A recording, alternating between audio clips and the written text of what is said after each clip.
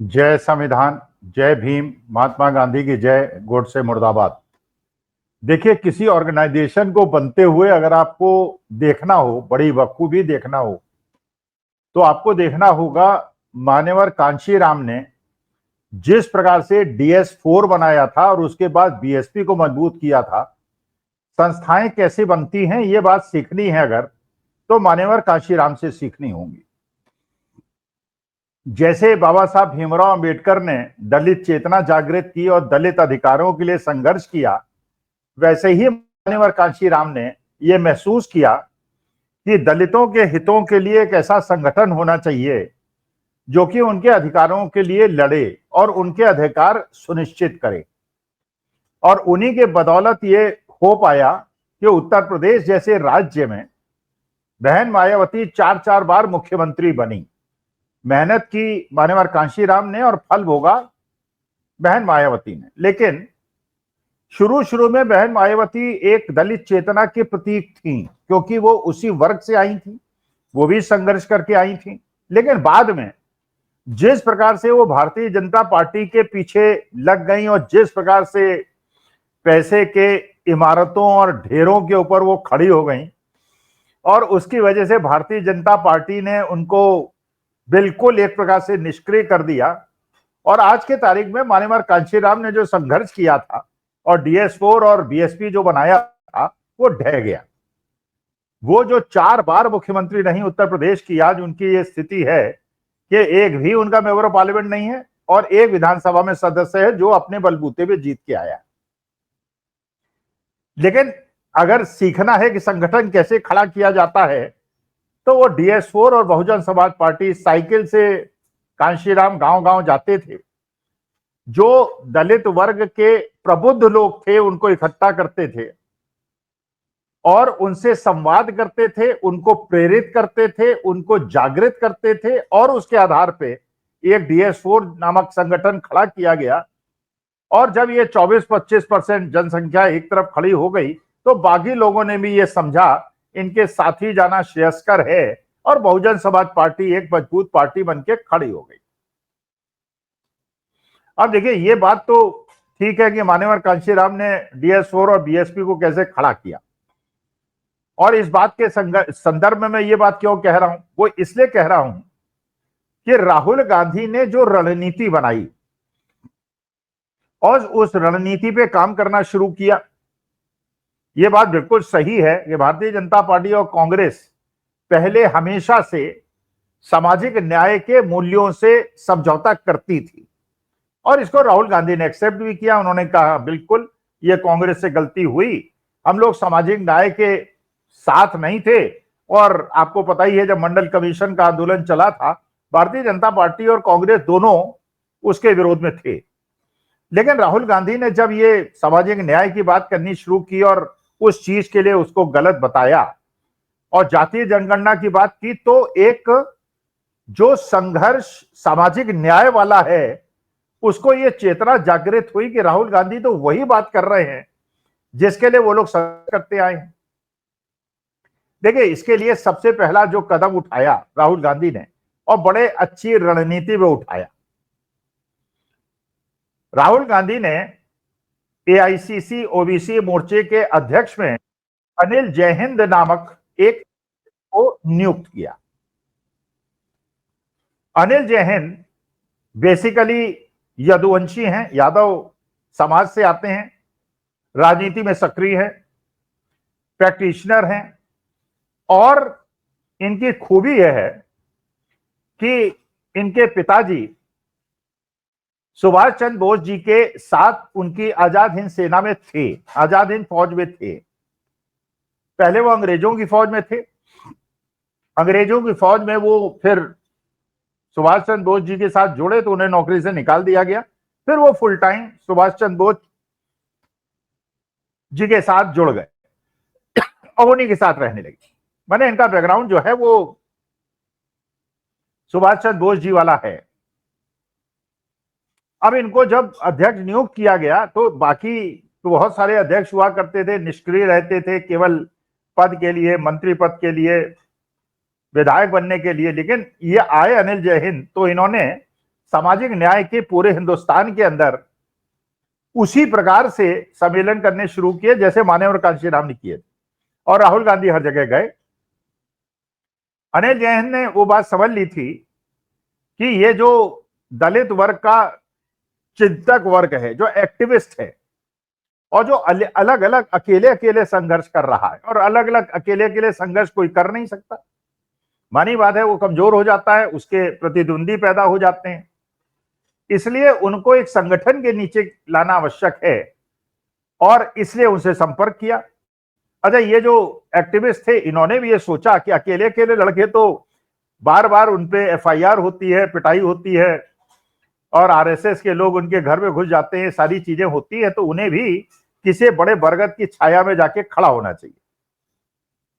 तो अनिल जैन की ये जो सामाजिक न्याय के इन्होंने अधिवेशन कराए और इन प्रबुद्ध वर्ग को केंद्रित करना शुरू किया जैसे मान्यवर कांशीराम से किया था, उसकी परिणति हुई 4 अगस्त। पहले भी हो गई थी, पहले भी बहुत सारे दलित वर्ग और ओबीसी वर्ग के लोग कांग्रेस से जुड़े, लेकिन ये जो अब घटना घटी है 14 अगस्त को, मैं इसको बहुत ज्यादा महत्व इसलिए दे रहा हूं कि ये जितने लोग हैं इनको मैं व्यक्तिगत रूप से जानता हूं, इनके साथ मेरी बात होती रहती है और सारे लोग ऐसे हैं जो कि बहुत ही ज्यादा प्रबुद्ध हैं। ये प्रोफेसर्स लोग हैं, ये अध्यापक लोग हैं और इनका राजनीति से बहुत ज्यादा अपेक्षा नहीं है। ये एक्टिविस्ट हैं, अकेले अकेले संघर्ष कर रहे थे, झेल रहे थे, अब ये कांग्रेस तले आ गए हैं। 14 अगस्त को जिन लोगों ने पहले कांग्रेस को ज्वाइन किया और उसके बाद अनिल जैन ने इनको राहुल गांधी से मिलाया, और आप फोटो देखेंगे जो मैं अब प्रस्तुत होगी आपके सामने, राहुल गांधी बीच में खड़े हैं, दाएं से सबसे दाएं खड़े हुए हैं अनिल जैन जो एआईसीसी ओबीसी मोर्चे के अध्यक्ष हैं, यादव हैं। इसके बाद आरपी गौतम साहब हैं जो एआईसीसी एससी मोर्चे के अध्यक्ष हैं, दिल्ली से आम आदमी पार्टी के विधायक थे। इसके बाद सरदार इंद्रजीत सिंह हैं जो ओबीसी वर्ग से आते हैं और ज्ञानी जेल सिंह के प्रपौत्र हैं, और आप जानते हैं ज्ञानी जेल सिंह हमारे देश के राष्ट्रपति थे। अच्छा, इसके बाद आप देख रहे हैं राहुल गांधी हैं, प्रोफेसर रतन लाल हैं और प्रोफेसर रविकांत। हमें एक एक करके सबके बारे में, मैंने अनिल जैन जी के बारे में तो बता दिया, आरपी गौतम साहब के बारे में बताऊं क्योंकि मेरे भी 2-4 प्रोग्राम में वो आए हैं और मैंने भी उनसे इंटरव्यू किया है, और बहुत ही ज्यादा प्रबुद्ध और पढ़े लिखे व्यक्ति हैं और बड़ी स्पष्ट उनकी विवेचना है। 2 बार वो दिल्ली से आम आदमी पार्टी के विधायक थे। अरविंद केजरीवाल जी ने उनको मंत्री भी बनाया था, लेकिन जब उन्हें मंत्री बनाया तो उसके बाद उन्होंने जो बाबा साहब भीमराव अम्बेडकर ने कसम खाई थी, 22 कस्में खिलाई थी, वो 22 कस्में उन्होंने दलित वर्ग के लोगों को इकट्ठा करके खिलाई, जिससे मानी बात है कि जो मनुवादी चेतना है वो आहत होती है, इसलिए उन्हें मंत्री से हटा दिया गया। और बाद में उन्हें लगा कि जो एक्टिविज्म था मेरा दलित चेतना के लिए वो तो आम आदमी पार्टी में संभव नहीं है, इसलिए वो कांग्रेस उन्होंने शामिल हो गए और उसके बाद उनको एआईसीसी का एससी वर्ग का अध्यक्ष बना दिया गया। प्रबुद्ध व्यक्ति हैं, पढ़े लिखे व्यक्ति हैं, जागरूक व्यक्ति हैं और एक्टिविस्ट हैं। इसके बाद सरदार इंद्रजीत सिंह कांग्रेसी थे, खानदानी कांग्रेसी थे, लेकिन भारतीय जनता पार्टी ने जब ये कहा और ये बताया कि साहब कांग्रेस ने पहले ओबीसी और दलित वर्ग के साथ कुछ नहीं किया, तो उससे प्रेरित होकर शायद वहां चले गए थे भारतीय जनता पार्टी में। लेकिन जब वहां गए तो उन्हें पता चला कि भारतीय जनता पार्टी तो केवल मनुवादी व्यवस्था वाली पार्टी है और इसे सामाजिक न्याय से कोई लेना देना नहीं है। तो 14 अगस्त को वो भी कांग्रेस में दोबारा शामिल हो गए, उन्होंने कहा ये घर वापसी है। इसके बाद अगर आप देखेंगे तो राहुल गांधी के बाईं तरफ हैं प्रोफेसर रतन लाल। आप जानते हैं दिल्ली यूनिवर्सिटी में प्रोफेसर हैं, बहुत ही तेजस्वी वक्ता हैं, बहुत ही ज्यादा प्रबुद्ध हैं, बहुत ज्यादा पढ़े लिखे हैं, और ऐसे लोग ऐसे होते हैं जो 1000-2000 लोगों को अपने साथ लेके चल पाते हैं क्योंकि उनके पास मां सरस्वती की कृपा है। आपने बहुत सारे उनके कार्यक्रम देखे होंगे। सबसे बाईं तरफ प्रोफेसर रविकांत हैं, इनको भी आपने अक्सर टीवी डिबेट्स में देखा होगा, डीवी लाइव में भी देखा होगा, पब्लिक इंडिया में भी देखा होगा, 4PM में भी देखा होगा, बहुत सारे चैनल्स में देखा होगा, और ये भी लखनऊ यूनिवर्सिटी में प्रोफेसर है और जालौन से आते हैं। अब एक एक के बारे में, जैसे मैंने आपको बताया, गौतम साहब के बारे में बता दिया, अनिल जैन के बारे में बता दिया, सरदार इंद्रजीत सिंह के बारे में बता दिया। अच्छा, ये सारे लोग ऐसे थे जो कि कभी ना कभी कांग्रेस के आलोचक थे। अच्छा, कुछ लोगों ने फेसबुक में जब पोस्ट डाली कि ये लोग कांग्रेस में जा रहे हैं और ये शेर है और कांग्रेस में आने से बड़ा बल मिलेगा और ये राहुल गांधी की और सामाजिक न्याय की बात पूरे देश में पहुंचाएंगे, तो कुछ लोगों ने कटाक्ष किया। कुछ लोगों ने कहा कि ये कुछ लोग ऐसे हैं जो कांग्रेस के बड़े आलोचक थे और कुछ लोग भारतीय जनता पार्टी में चले गए थे, तो इन पे क्या विश्वास किया जा सकता है। देखिए, ये बात बिल्कुल स्पष्ट है। बाकियों की बात तो छोड़ दीजिए, आप अनिल जैन की बात छोड़ दीजिए, रविकांत जी की बात छोड़ दीजिए, रतन लाल जी की बात छोड़ दीजिए, आरपी गौतम साहब की बात छोड़ दीजिए, सरदार इंद्रजीत सिंह की बात छोड़ दीजिए। मैं अपनी बात बताता हूं, मैं भी कांग्रेस विरोधी था और मैं डॉक्टर लोहिया का समर्थक था। केवल इसलिए था कि जब मैं इलाहाबाद के अंदर, प्रयागराज के अंदर डॉक्टर लोहिया का भाषण मैंने सुना था, तो वो भाषण आज तक मेरे कानों में गूंजता है, जब उन्होंने कहा था कि Pandit Jawaharlal Nehru is the best possible prime minister of India. उनकी प्राइम मिनिस्टरशिप से मुझे कोई परेशानी नहीं है कि देश के अंदर जो व्यक्ति पूजा का भूत है, मैं उसको उतारना चाहता हूं, इसलिए मैं नेहरू जी का विरोध करता हूं। क्योंकि उस समय नेहरू जी को सब लोग मानते थे, आजकल मोदी जी को भी बहुत सारे लोग माना करते थे, जब तक ये चोरी कांड, वोट चोरी कांड नहीं खुला था। तो उस जो व्यक्ति पूजा में आदमी अंधभक्त बन जाता है और समाज का और देश का नुकसान करने लगता है, मैं उसके विरोध में हूं, ये लोहिया ने कहा था। लेकिन पिछले 3-4 साल में जब मैंने पदयात्रा देखी राहुल गांधी की, और एक बार मुझे मौका मिला, 1 साल पहले मैं राहुल गांधी से उनके निवास में बाकी यूट्यूबर्स के साथ जाके मिला, तो मुझे लगा क्या व्यक्तित्व है उस आदमी का, कितना समझदार व्यक्ति है, कितना सहृदय व्यक्ति है, और ऐसे व्यक्ति की देश को आवश्यकता है। तो मैं भी जो आलोचक था, अगर मैं ही राहुल समर्थक बन गया और मुझे लगने लगा कि राहुल ही के हाथ में भारतवर्ष सुरक्षित है,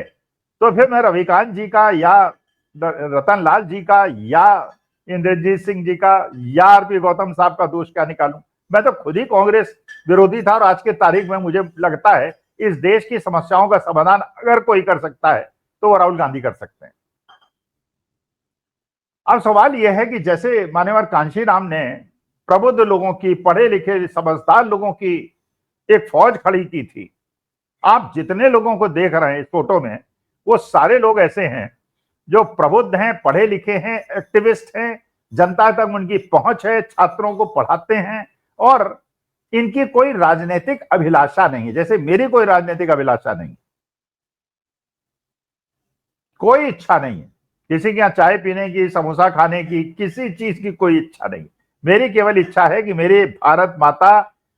आगे बढ़े, देश आगे बढ़े, देश के अंदर एकता स्थापित हो, हम एक परिवार की तरह संघर्ष करें, हमारा देश उन्नति करे, जुमलेबाजी ना हो, फेंकना ना हो और हिंदू मुसलमान में देश ना बटे। मेरी मात्र एक इच्छा है, मेरी कोई राजनीतिक आकांक्षा नहीं है। और क्योंकि मैं रतन लाल जी को भी जानता हूं, रविकांत जी को भी जानता हूं, आरपी गौतम साहब को भी जानता हूं, इन सबको मैं जानता हूं, अनिल जैन जी को भी जानता हूं, ये सारे लोग हैं कि एक मिशन की तरह राष्ट्र हित में राहुल गांधी के साथ खड़े हुए हैं। तो मुझे लगता है कि जिस प्रकार से DS4 को और BSP को मान्यवर कांशीराम ने बनाया था, वैसे ही अनिल जैन राहुल गांधी के लिए जो काम कर रहे हैं और 6 महीने के अंदर जो उन्होंने रिमार्केबल काम किया है, और इसी प्रकार से संघर्ष अगर करते रहे तो इस देश के अंदर ऊंच नीच खत्म होगी, छुआछूत खत्म होगा, सामाजिक न्याय मिलेगा और इस प्रकार के अग्निवीर और किसानों के साथ हुए अत्याचार संभव नहीं होंगे और देश एक सोने की चिड़िया दोबारा बनेगा, लेकिन उसमें प्यार होगा, घृणा नहीं होगी, मार काट नहीं होगी और ऐसे हम लोग जिएंगे जैसे भारत हमेशा से जीते आया है, जैसे 11 साल से हमको जीने की आदत छूट गई थी। नमस्कार, धन्यवाद और प्रणाम।